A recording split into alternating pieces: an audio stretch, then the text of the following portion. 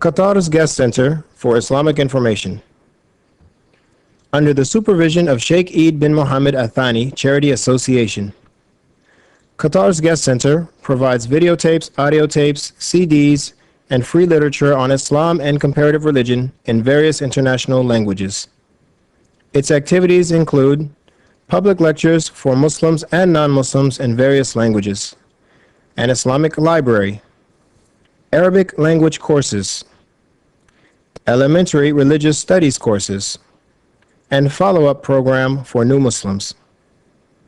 For further information, please call or write to Qatar's Guest Center, P.O. Box number 22206, Doha, Qatar, or phone us at 486-2390 or 486-2397. You can fax us at 486-2358. Our Ladies Division phone number is 486-1274, or fax the Ladies Division at 486-1275.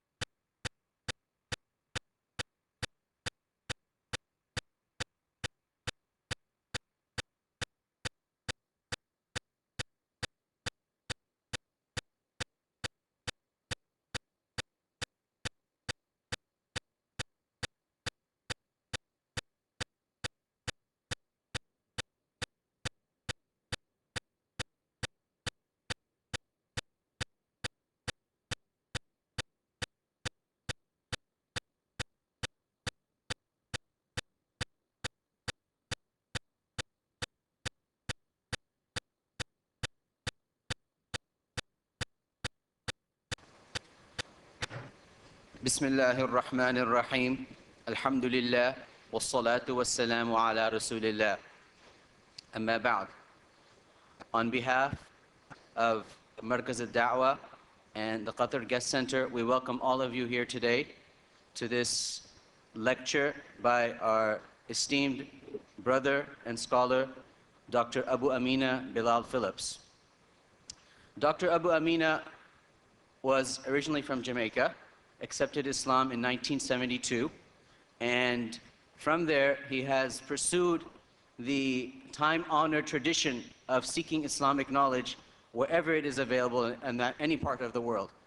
And in that vein, he moved to Saudi Arabia, where he received his undergraduate degree in Islamic studies from the University of Medina, after which he went to Riyadh, to Imam Muhammad ibn Saud, where he received his master's in Aqidah, and then he pursued his PhD from the University of Wales in United Kingdom.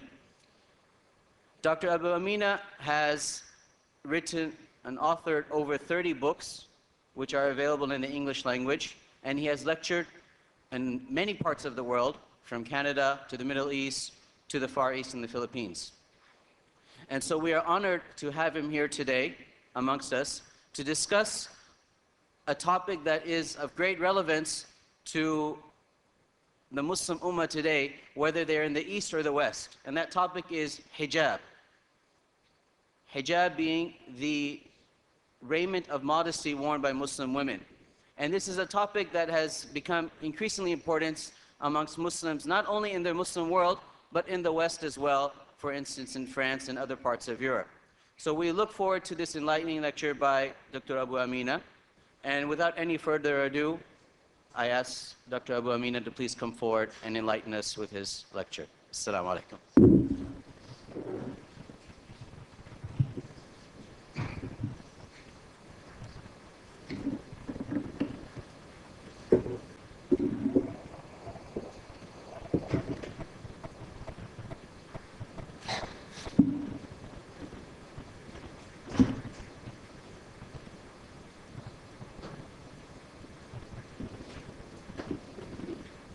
إن الحمد لله نحمده ونستعينه ونستغفره ونعوذ بالله من شرور أنفسنا ومن سيئات أعمالنا من يهده الله فلا مضل له ومن يضلل فلا هادي له وأشهد أن لا إله إلا الله وحده لا شريك له وأشهد أن محمدا عبده ورسوله. Indeed, all praise is due to Allah, and as such we should praise Him, seek His help, and seek refuge in Him from the evil which is within ourselves and the evil which results from our deeds. For whomsoever Allah has guided, none can misguide, and whomsoever Allah has allowed to go astray, none can guide. And I bear witness that there is no God worthy of worship but Allah, and that Muhammad sallallahu alayhi wasallam is the last messenger of Allah. إن أصدق الحديث كتاب الله وخير هدي هدي محمد صلى الله عليه وسلم وشر الأمور محدثاتها وكل محدثة بدعة وكل بدعة ضلالة وكل ضلالة في النار. And indeed, the best form of speech is the Book of Allah, and the purest source of guidance is the guidance brought by Muhammad sallallahu alaihi wasallam. And the worst of all affairs are innovations in religion, for every innovation in religion is a cursed innovation, a source of misguidance leading ultimately to the hellfire. The topic of this evening, hijab, a religious symbol, a question which is raised due to the current state of politics in different parts of the world, not only in the West, where we have heard about it most recently, but actually within the Muslim world itself, in Turkey and Tunisia, where the wearing of the scarf, the headscarf, commonly called hijab, is forbidden in universities and other governmental institutions. The point that I would like to address this evening is that when one takes a practice out of context, it will appear strange. It is natural that it will appear strange. So to the Western eye, this idea that women should cover their beauty, cover themselves, appears to be something strange, something which is going against the flow of globalization, modernization, technological development, and everything else. The reality, of course, is that for us to understand the hijab, we have to look at it within the context of the religion of Islam itself. A religion which governs all aspects of life.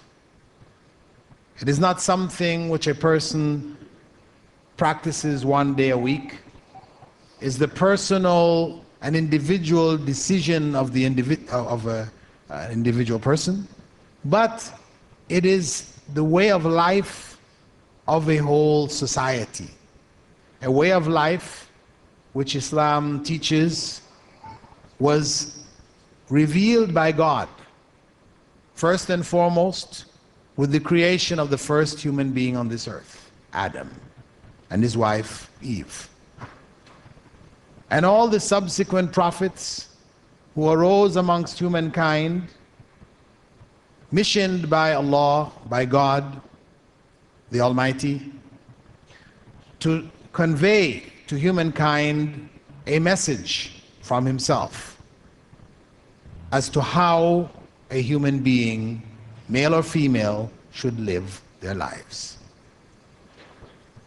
This way of life, which God taught the prophets, and the prophets conveyed to the various peoples to whom they were sent, this way of life is known in Arabic as Islam, submission to the will of God. We believe as Muslims that there was only one religion which was revealed by God. He did not reveal a variety of different religions so people follow different beliefs and different practices and are at odds with each other. No. God is not the author of confusion. He wants people to be guided to live the way for which He created them. So that religion, which is a comprehensive way of life, has a legacy which we can see today in various parts of the world. That legacy is a legacy of modesty, one which appears in the story of Adam and Eve. When they disobeyed God, became aware of their nakedness, their first instinct was to cover themselves, to cover their nakedness, the private parts of their body. They sought to cover it. And this is a part of the religion of God, as manifest even till today in the scriptures of other major religions, as well as in the icons and the images that we can see in various parts of the world. The West, which currently raises the biggest objection to hijab, when one looks in Christian tradition, one finds all of the images where the mother of Jesus, the women around Jesus are portrayed wearing hijab. And even when one looks at the garments, even of some of the other ancient societies, whether Egypt or Greece, etc., though they did go through periods of laxity and nakedness, you will still find a basic core of covering the body parts in a modest way. So modesty in general, when we go throughout the world, is a part and parcel of human society. That people should cover elements of their bodies. And if we look at the actual definition of modesty, according to Webster's 20th Century Dictionary, it states, not displaying one's body. That is the fundamental meaning of modesty, not displaying one's body. This continues in some sects of Christianity, like the Amish and the Mennonites. Their women are completely covered, women and men. They cover themselves up. Their heads are covered. It may not be in the form of hijab, but they cover in a kind of a bonnet, etc., which they cover their heads. And this can be found in the scripture, in Corinthians, in the writings of Paul, where he says, every woman who prays or prophesies with her head uncovers dishonors her head. It is as though her head were shaved. If a woman does not cover her head, she should shave her hair off. And if it is a disgrace for a woman to have her hair cut off, then she should cover her head. And we know the tradition in Roman Catholicism of nuns wearing their garment known as the nun's habit, which covers her in such a way that were it not for the particular style in which they're covered, one would have to say she is covered like a Muslim. Hijab, wearing hijab. So when we look at the issue of a woman covering herself in what is referred to as hijab, and we should know that the term hijab, though it is currently understood to mean just a scarf, that the headscarf in Arabic is really called khimar. And this is mentioned in the Quran as well as in the Sunnah, where women are told to bring their headscarves over their bosoms to cover their bosom areas so that their chest areas would not be exposed. Because the wearing of a head garment was known in Arabia. People did wear it. But they wore it in such a way that it was to the back and their chest areas were exposed. They didn't have buttons and things, so necks were cut and body parts tended to be exposed. So the Quran instructed that the headscarves would be brought over the bosoms and they would be covered. Where we do find the term hijab in the Quran, it refers to a barrier between the salt waters and the fresh waters. We find it also referring to a veiling for the wives of the Prophet, may God's peace and blessing be upon him, so that none would see them, because they were not permitted to marry anyone after the Prophet, so that no feelings, etc. would develop. They were veiled from the public, except for their relatives. However, the term hijab, it, as I said, has come to refer to the headscarf. So the headscarf is only an element of hijab. And really, the concept of hijab involves covering a woman completely. According to most scholars, it is except for face and hands. According to some scholars, it is also including the face. But covering her completely when she's outside of her home, as well as covering her from males who she could marry within her home. Because the hijab, though people are commonly looking at it as being just the outer garment that is worn when they go outside, when a woman goes outside, but also within the home itself. If she's in the home and she has, for example, a brother-in-law, I mean, she must veil herself from him. She cannot appear in a way which would expose her body, whether in the form of dress which is revealing, etc., in front of such individuals. She has to treat that individual who is a brother-in-law, but whom she can marry, just as any other person on the street with regards to veiling herself, maintaining a veil which is physical in the sense that her body should be covered, but it is also a veil which is emotional in that she hides her emotions. She does not expose her emotions when she speaks with people who are marriageable people. She speaks to them in a business-like way, not in a seductive way, with a lilting voice, etc. This is part of hijab, we could say, from an emotional perspective. And even on an intellectual level, she should also maintain her hijab from the perspective that she is conscious of the importance of modesty. She understands the principles behind the covering, that it is not just a cultural hand-me-down, which she does because her mother, female relatives did it in her place, in her tribe, in her nation, or whatever, they do it. But she does it because she has understood that it is a requirement from God. It is done with an understanding.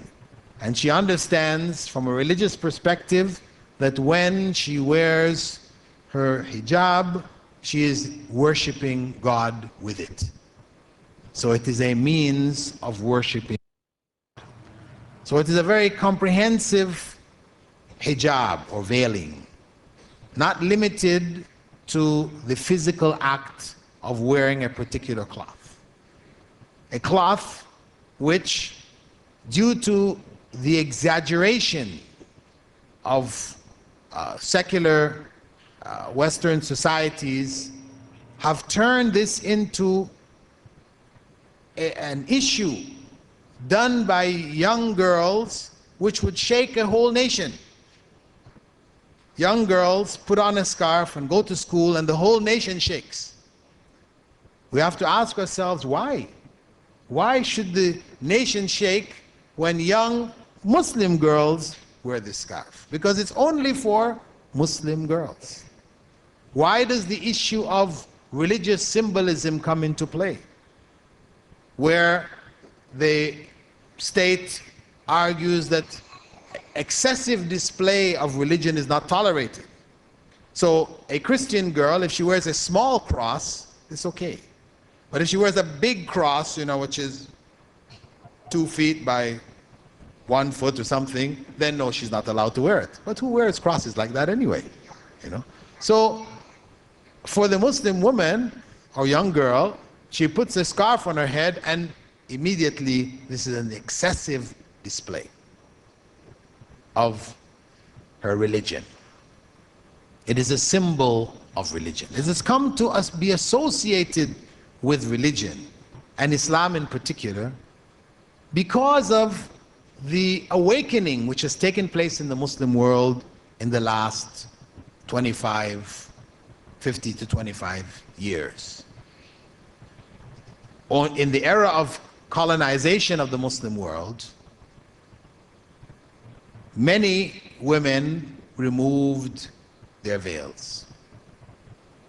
As men changed their dress to become acceptable to the colonial regime, women were also encouraged to change their dress so that they would also be acceptable to that colonial regime.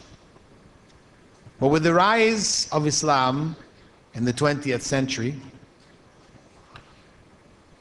the most obvious sign of its return was the woman wearing the veil, covering herself with a headscarf as well as covering her body, etc.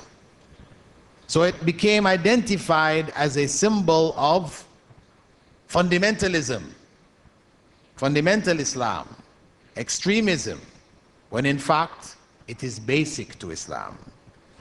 So basic that we have the clear statement, for example, in Surah Al-Ahzab, the 33rd chapter of the Quran, verse 59, Ya ayyuhan nabi, قل لأزواجك وبناتك ونساء المؤمنين يدنين عليهن من جلابيبهن ذلك أدنى أن يعرفن ولا يؤذين.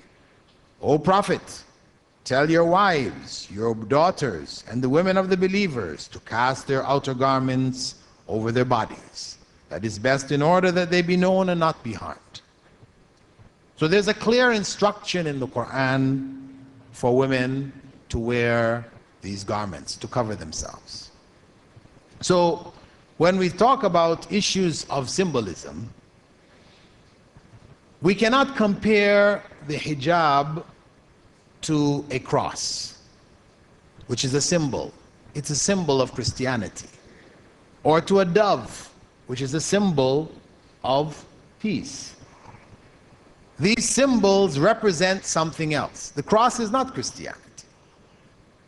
If a Christian wore a cross or he didn't wear a cross, it would not change the quality of his Christianity. If a person used the symbol of a dove or they didn't use it, that doesn't indicate whether they are a peaceful person or not. The dove is only a symbol of peace. It is not peace in and of itself. Whereas the hijab for a Muslim woman, this is ibadah. It is worship. It is an obligation which God has put on her. Allah Almighty has required her to cover herself. So when we talk about removing the veil or removing the hijab, it is not the same as a Christian woman removing her cross. No. It would more be equivalent, as some people said, to asking a Christian woman, a practicing, modest Christian woman, to remove her blouse. That is what removing hijab for a practicing Muslim woman is like. As a modest, practicing Christian woman would be shocked if you suggested to her to take her blouse off. I mean, there are elements in this society, Western society in particular, that don't have any problem about taking their blouses off. So we have that. But the modest, practicing Christian woman who feels that sense of modesty and chastity, etc., She would feel shy to expose herself in that way. Similarly, asking a Muslim woman to take off her hijab creates the same or similar effect. This is the equivalency that we should make. Don't equate it. Let us not equate it to taking off a cross or a Star of David or a yarmulke, cap worn by the Jews. You know, it is a part and parcel of the religion itself. Now, as I mentioned, even though we accept that it is part and parcel of the religion, it is there for a reason, and it is important for us to understand that reason. Those of us in the audience who are not Muslims, this is not to say one must accept this understanding. At least one should be clear that there is a rationale, there is a reason behind it, which has nothing to do with oppression of women, which is how it is normally portrayed in the media, especially after Afghanistan, as a means of galvanizing forces against that Muslim state. The woman covered in the burqa became the symbol of oppression of Muslim women who needed to be liberated. And Oprah Winfrey, the big figures, female figures in the American movie industry, etc., they galvanized the support of the feminists, etc., to try to liberate and educate Muslim women. This was the cause that they were driven and excited about. Reality, of course, is that after the removal of the Taliban, traveling in Afghanistan, after they have been quote-unquote liberated, still the vast majority, 99% of Afghan women still wear the burqa. The reality is that they were wearing it before, and they would continue to wear it because it was a part of their tradition. They know it is connected with the religion, etc., etc. So the issue of the veil, the covering of the Muslim woman, should not be looked at as an imposition. Yes, it may be there legally in the Sudan, in Saudi Arabia, in Iran, some Muslim countries. It is a part of the law of the country that women cover themselves. And in fact, that is Islamic law. So it is not an extreme element amongst Muslims who would wish to require it according to state law. It is according to Islamic law. And every country, every society has dress codes. Even in the most liberated of Western societies, women and men are required to maintain a certain minimum of dress in public. Yes, some do allow in limited areas, nudist parks, nudist colonies, nudist beaches, etc. We do find this element there, but in general in society, people are not allowed to walk without any clothing down the main streets. Yes, we do find it in India. There are elements amongst the Hindu priests who believe that the highest way of worshiping God is to go back to one's natural state. So they do walk. You will find in certain parts of India where these priests will come walking into town. They usually stay out in the outskirts in their hermitages or whatever, but they do come in from time to time walking down the main streets stark naked. No. But this is unusual. This says something about Hinduism. But anyway, it is not the norm in most societies. Right? Most parts of the world, people do have dress codes which they're obliged to follow. The fact that Islam sets the dress code at the hijab level, one needs to understand what are the principles behind it.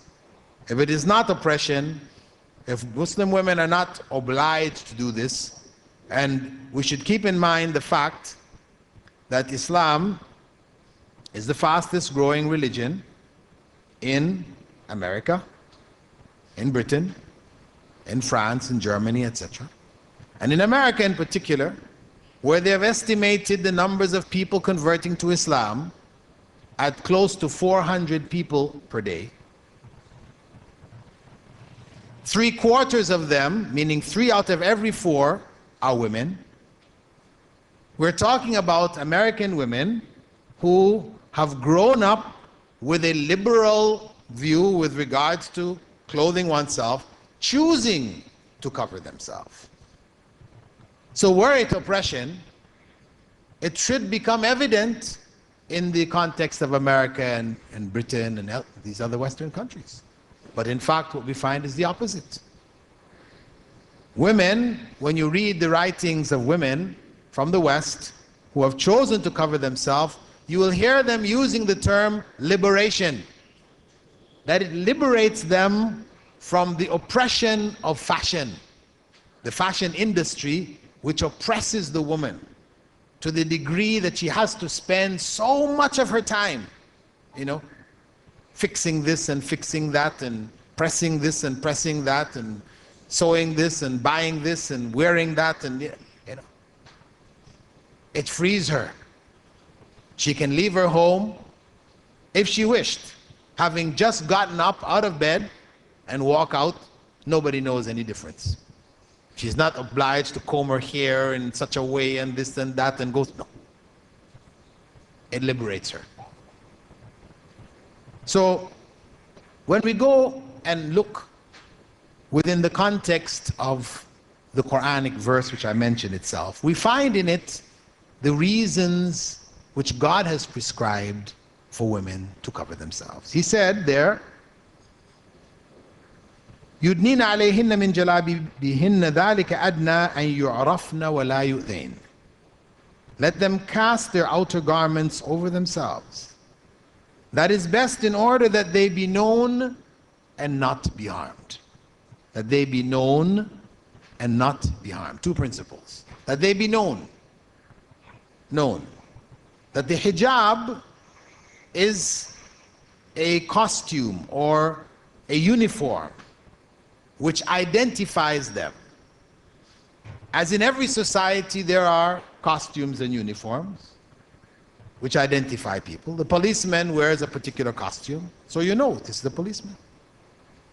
The doctor wears a particular costume, you know he's a doctor. You go into the hospital, you don't go to the orderly or somebody who's cleaning the place and ask him to do a heart operation for yourself. No, he's not wearing that long white coat, you don't ask him for those kind of things.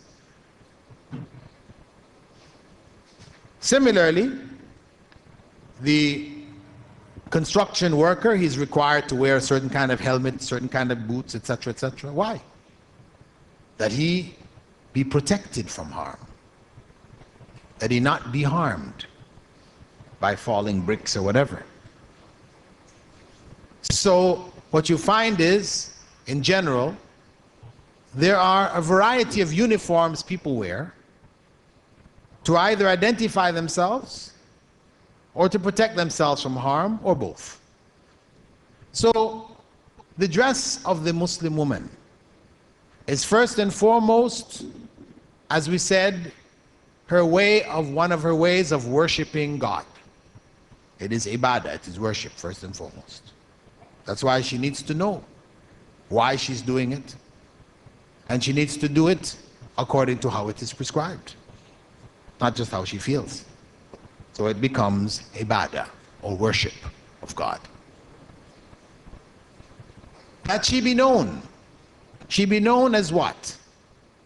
Because some people mistakenly think that when a woman wears her hijab, it's that she not be known. And this is why, unfortunately, many Muslims, or a number of Muslims coming from this part of the world, will go to the West and transform themselves. It's a phenomenon which I observed when I was first in Saudi Arabia studying. When I would fly home on the plane, women, when they first got on the plane, they would be wearing complete garments. Then when the halfway through the flight, transformation starts. By the time the pilot announces we'll be landing in New York in so many, you can't see any more of those garments anymore. People walk off the plane, looking like Western women in Western dress. And similarly, the opposite, getting on a plane filled with a whole bunch of Westerners, but by the time they announce we'll be landing in Jeddah or we'll be landing in Riyadh, all of a sudden we see all these garments worn again and people get off the plane completely covered. The philosophy of those who do this is that, as it was explained to me, if we wear the hijab in America or Canada, then people are going to stare at us. Men are going to stare at us. And the idea behind hijab is that people don't stare at us, to hide ourselves. So if we're in Saudi Arabia and we didn't wear this, then people would stare at us. But when we wear it, nobody stares at us. But it's the opposite when we go to America and to Canada, to Britain. When we wear it, people stare at us. When we dress like them, nobody stares at us. This is what they say. But Allah explains in the Quran that this garment is that they be known. Not that they be unknown, that they be known. In what sense? That they be known in the same way that a nun in that society is known. Because nuns wearing their full garment are not commonly seen walking the streets, if one comes walking down the street or gets on a bus, the men will stare at her. They will all turn and look at her. Watch her as she walks. Similarly, if a woman in the summer comes out wearing the scantiest of clothing, they will also look at her. Gets on the bus, they will look at her walking down the street. But now we have to ask ourselves, are these looks the same? No. One look has one meaning, the other look has another meaning. When they look at the nun, they are looking out of curiosity. Strange, it's all covered up. But they don't have behind it any kind of desire. They know that this person is unapproachable. This is a holy person. And truly, when I first came into Islam in Toronto, and my wife started to wear hijab, covering herself with a scarf, when we used to get on the bus, people used to jump out of their seats and offer her a seat. They thought that she was some kind of, nun. And some people even asked her, what order of nuns do you belong to? So there was this respect. And that basically, when a Muslim woman wears her hijab, this is the kind of respect that she is seeking. That people, males in particular, would not approach her in a sexual way, in a way which is unacceptable Islamically. No. If they have to deal with her, they deal with her in a business-like fashion. As a person, not as a sexual object, which is the sad state of females in general in the West, in Western society. They have become sexual objects. They are used to sell products. If you want to sell the latest Corvette, what do in your ad? Do you talk about how big the tires are, how fast it goes, how long it takes to go from 0 to 60, the size of the engine? That may be there in small writing, but the message when they show that image in the magazine, is a red Corvette with a woman lying on top of it in a bikini. This is the message. You want to sell your Corvette? This is how you sell it. Any car, any product, you sell it using the female body. So Islam rejects this. This is unacceptable. This is dishonorable. This is exploitative. No, a woman should be honored, held in an honored position, and not turned into a sexual object.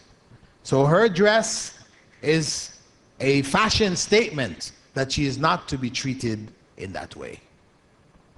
She makes a clear statement to the society around her. Similarly,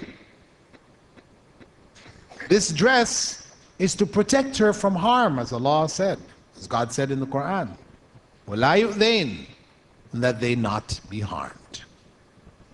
The harm refers to what happens to women in a society in which they are not veiled. Women, when they come in contact with men.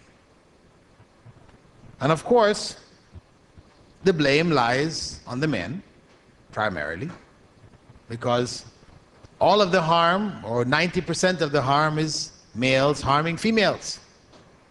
Whether it's in the military, how many staff sergeants are now being charged for raping their female soldiers under their command?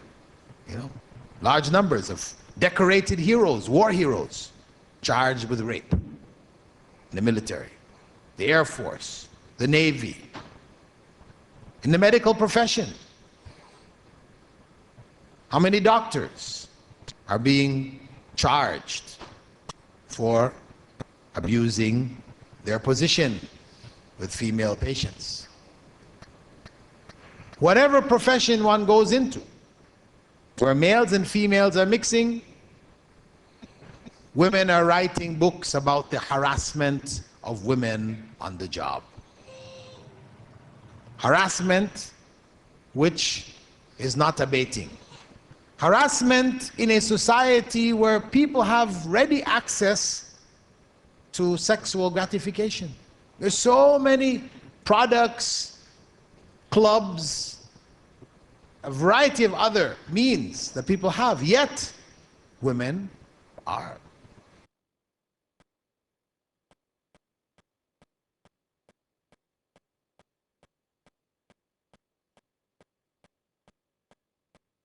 Law books that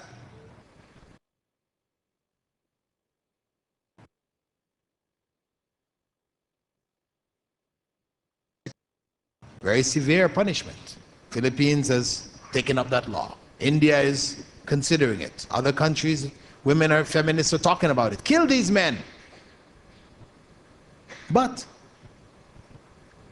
can we really apply such a severe law without a balance from the side of the women, that they are also required to cover their charms?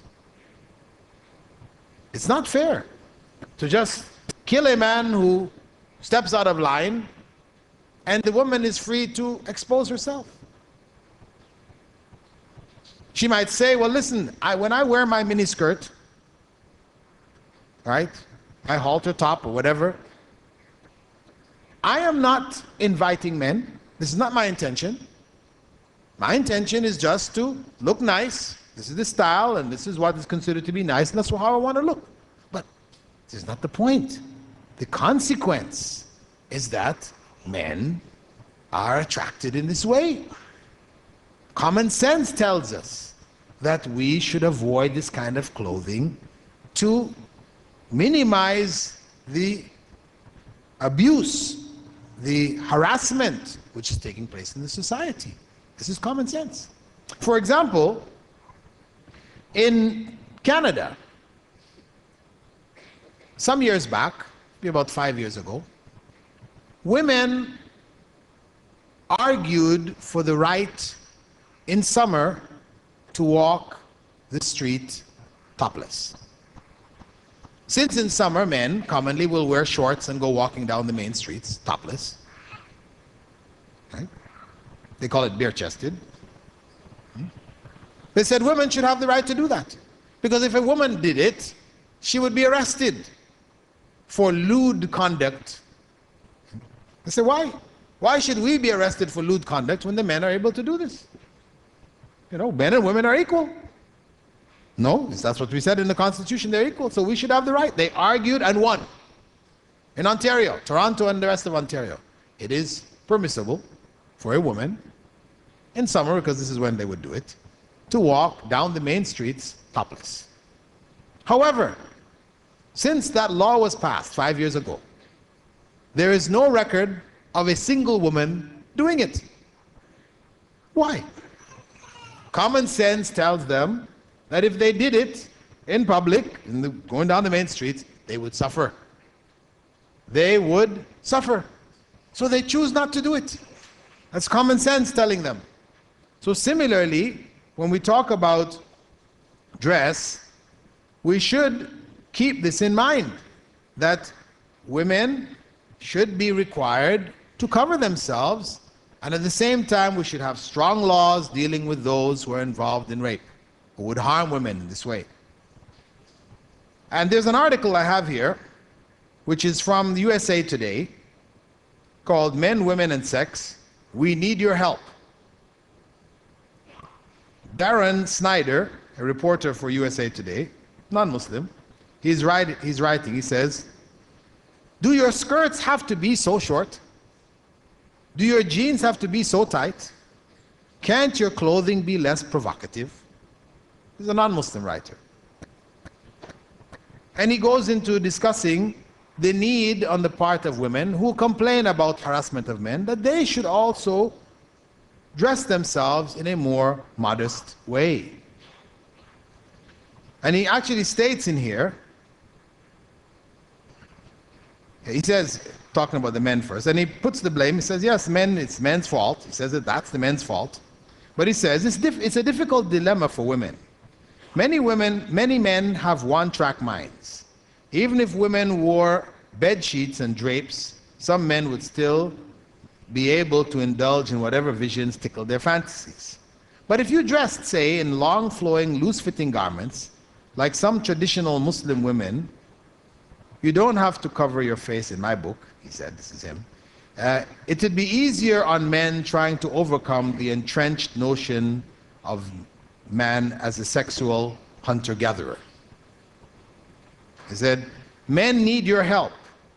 Our spirit is willing, but our flesh is weak. So, this is a non-Muslim writing on this matter. This is reality.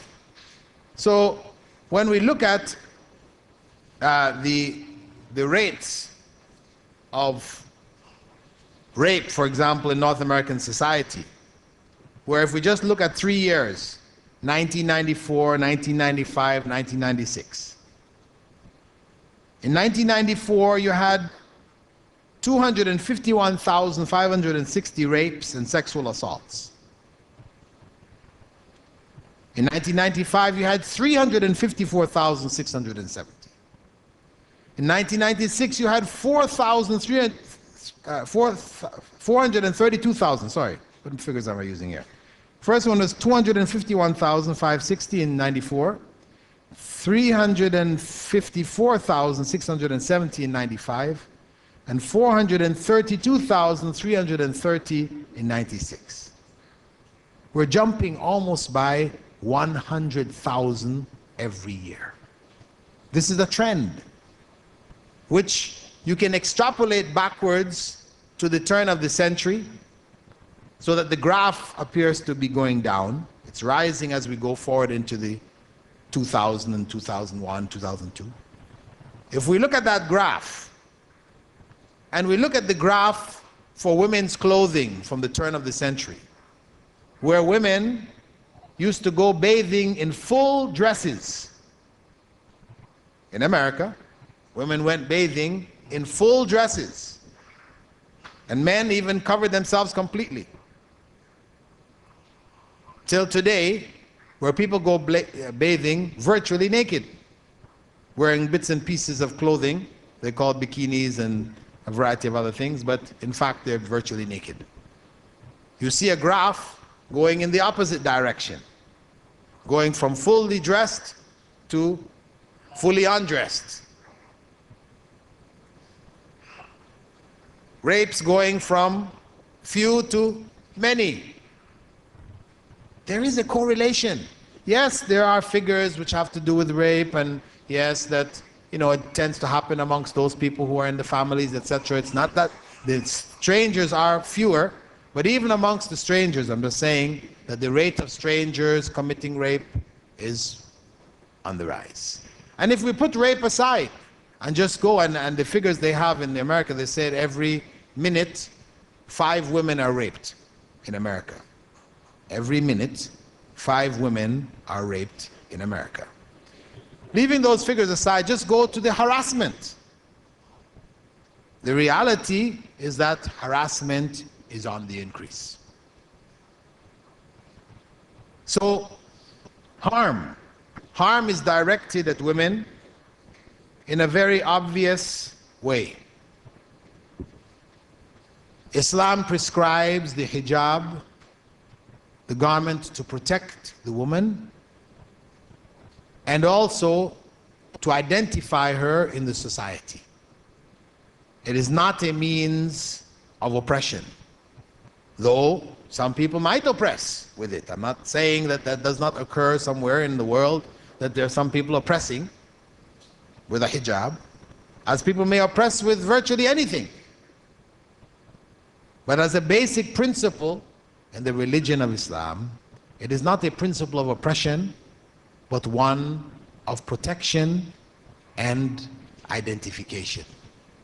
It is one in practice of liberation for the woman, as we said, from the oppression of the fashion industry. And if we look at the goals of dress in general in Muslim society, we find that the first goal is the covering of the private parts. Second is the protection from the elements. And third is beautification and attraction. Primary is covering the private parts. Secondary, protection from the elements. And thirdly, beauty.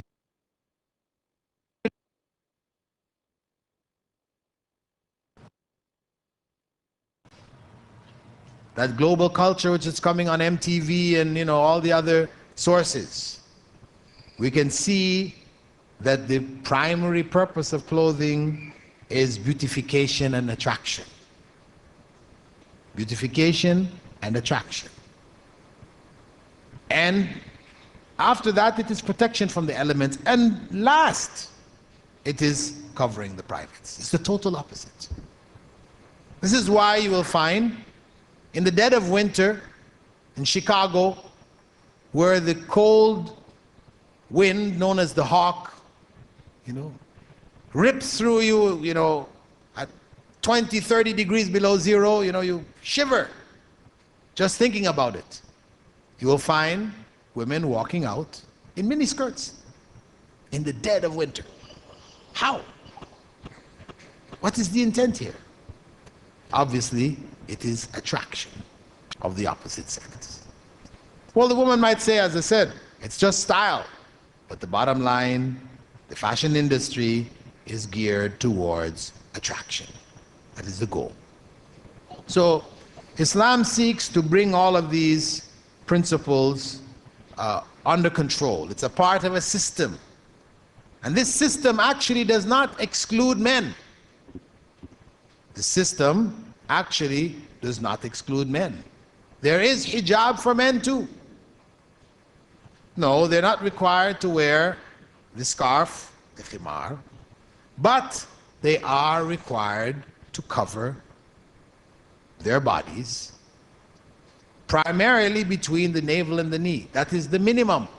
Should be covered in a loose garment which does not form and shape the private parts and expose it.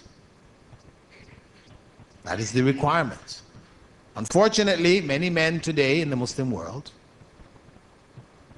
while being very vigilant to ensure that their women are properly covered, will leave their homes improperly covered. They will wear garments which in fact expose their private parts. Garments which they wouldn't accept for their wives, their daughters, etc. But they are wearing it themselves. And this is something that men also need to keep in mind.